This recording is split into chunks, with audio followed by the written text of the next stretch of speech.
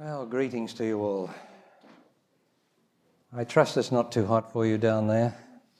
One doesn't know whether to put on a vest or not to put on a vest. No, I just don't know what to wear.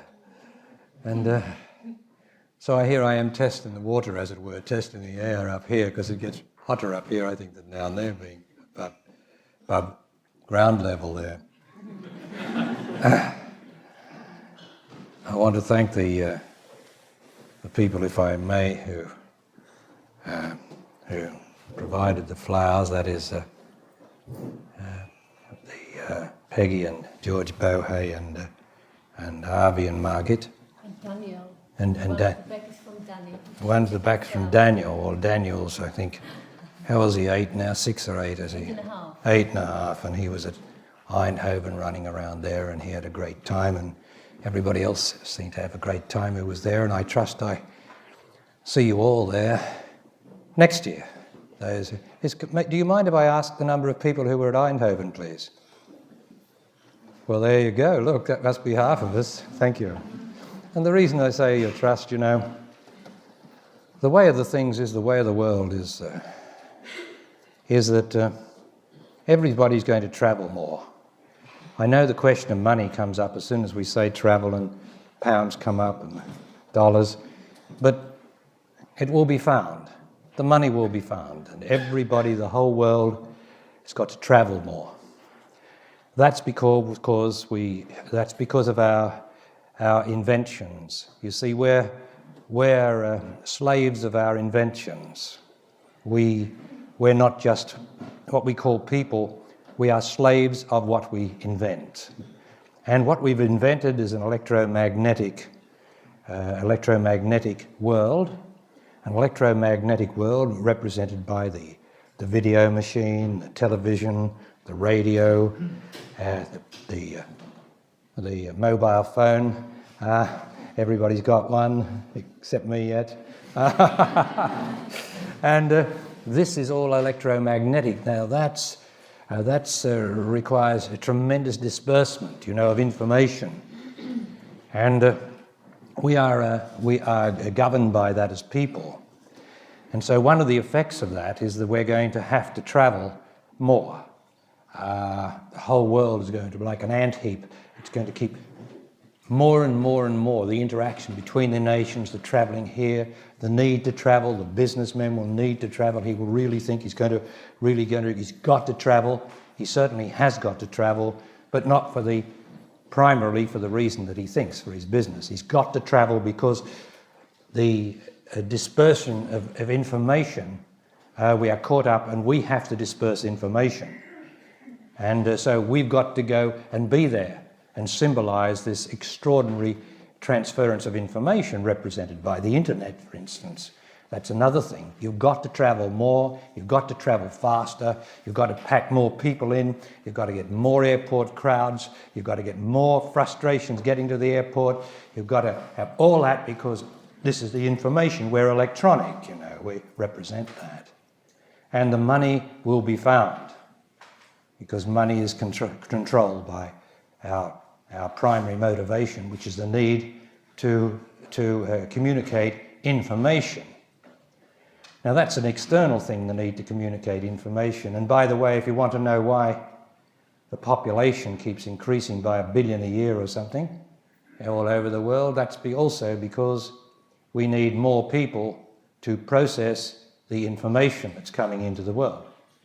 So the more information you get with all these radios, these technologies, the more people you have to have as little posts to process it.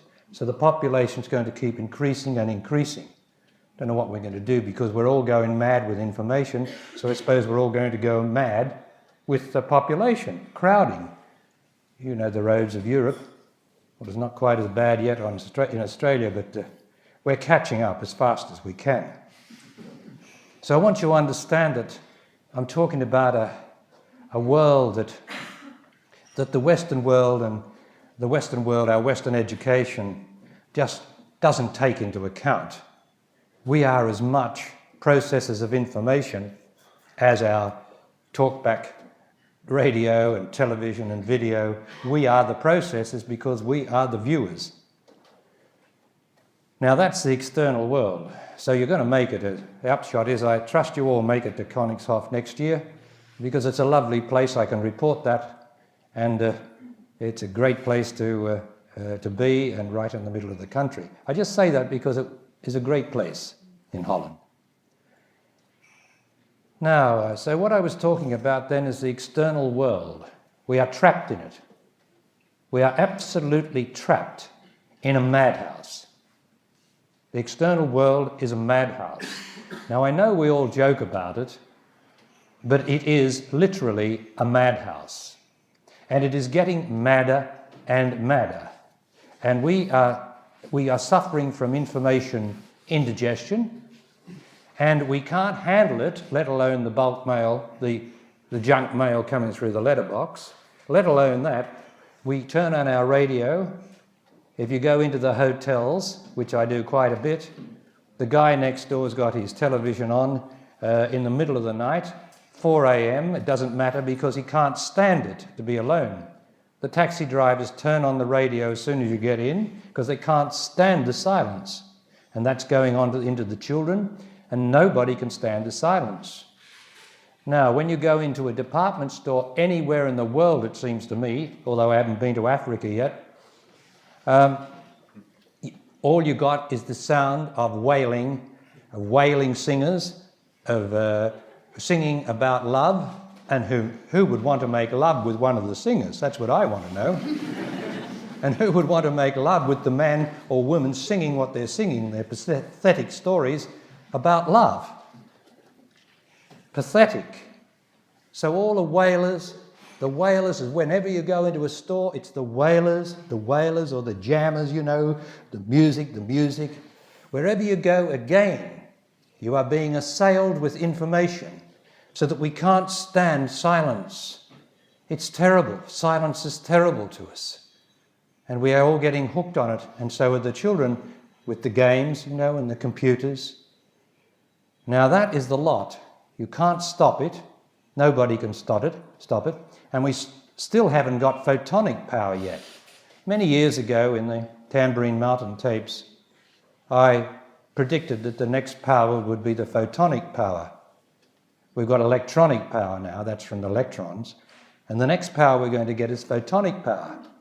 Now that's going to drive us twice as mad as we are now, because it'll be much faster, right? And you'll have to process a lot more stuff, right? And it won't only be Bosnia, and it won't only be the starving Rwandians, or I forget the name of the place, down in Africa, and then the starving Indians. It's going to be tenfold worse. Now, you don't have to believe me, but you've got to face the realities of what you're in. You are in a madhouse because we live externally. We live by appearances. And we've got a mad brain that makes the appearances and then gets identified with them and lives completely outside. Now we are here to go into the inner life, to face the inner life, the place where it is not insane, where there's no information whatever. You're not going to get anything inside. The external mind is always trying to get something. The inner life, you get nothing. And you only discover the inner life by giving. You cannot have the inner life without giving. But we in our society only give when we've got enough for ourselves. And so our society lives outside itself. You have to give to perceive and be and participate in the inner life. That's what we are concerned with here.